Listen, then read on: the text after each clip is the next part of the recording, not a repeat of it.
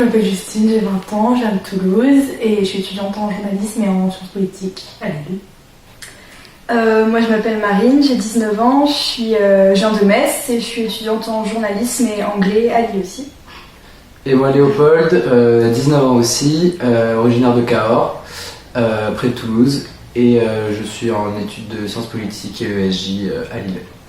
Et moi du coup Justine, originaire du Havre et étudiante aussi en journalisme et en sciences politiques à Lille. Okay. Le projet est né, on avait envie de partir en année de césure et en fait on avait envie de créer un projet autour de ça qui puisse, on avait envie de donner du sens à notre année de césure et on s'est dit comme on étudiait le journalisme on voulait monter un média et du coup on a essayé de partir dans le Pacifique parce que c'est une région dont on ne parle pas forcément et on avait envie de parler de toutes les alternatives d'avenir qui se mettent en place parce que c'est quelque chose auquel on est sensible tous les quatre. Et donc en fait on s'est retrouvés autour de ce projet et on a commencé à monter tout ça.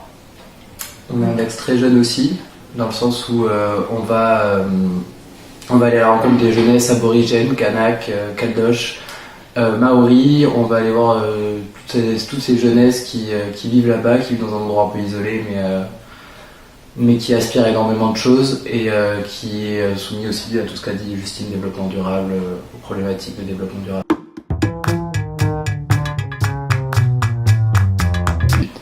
Alors, itchy feet, c'est une expression anglaise qui signifie avoir la bougeotte, donc littéralement avoir les pieds qui grattent, ne pas savoir rester en place, etc. Et donc on a décidé de reprendre cette expression donc, pour le nom du média. On a juste changé le deuxième E de fit, donc qui veut dire pied par un A, donc dans l'idée d'un featuring à 4, d'un bon truc collectif, voilà.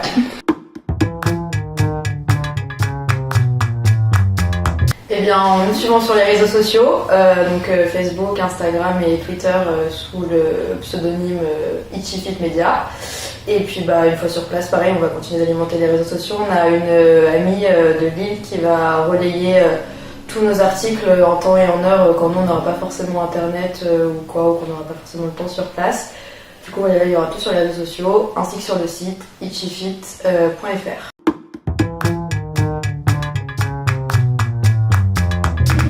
Là pour l'instant, on a mis en place le site, on a réservé l'hébergement, donc on a itchyfeet.fr, donc il nous reste encore à tout développer, que ce soit au niveau du thème, au niveau des onglets.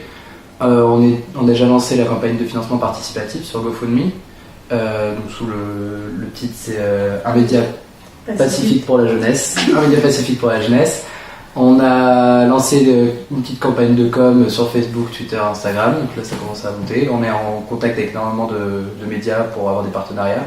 On a déjà un partenariat avec Colibri le Mag qui a été créé par Pierre Rabhi, avec le soutien de Vincent Tardieu. On est en relation avec le ESJ, donc pour l'instant ça se met en place. On commence à contacter des entreprises, on a fini notre dossier de présentation. Et là ça va être de l'acharnement. En recherche de financement.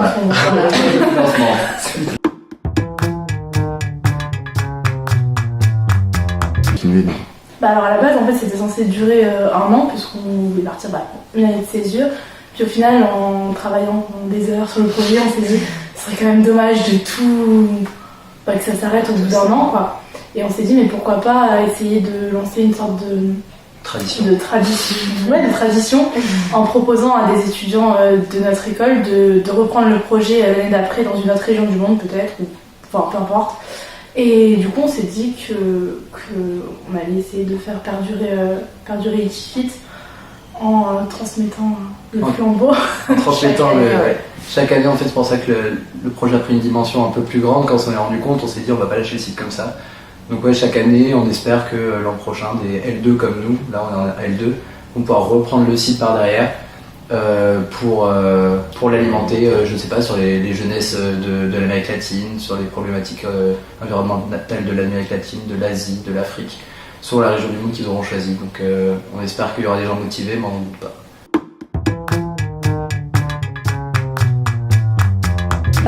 Vous pouvez aller sur la page donc, de notre crowdfunding, donc financement participatif.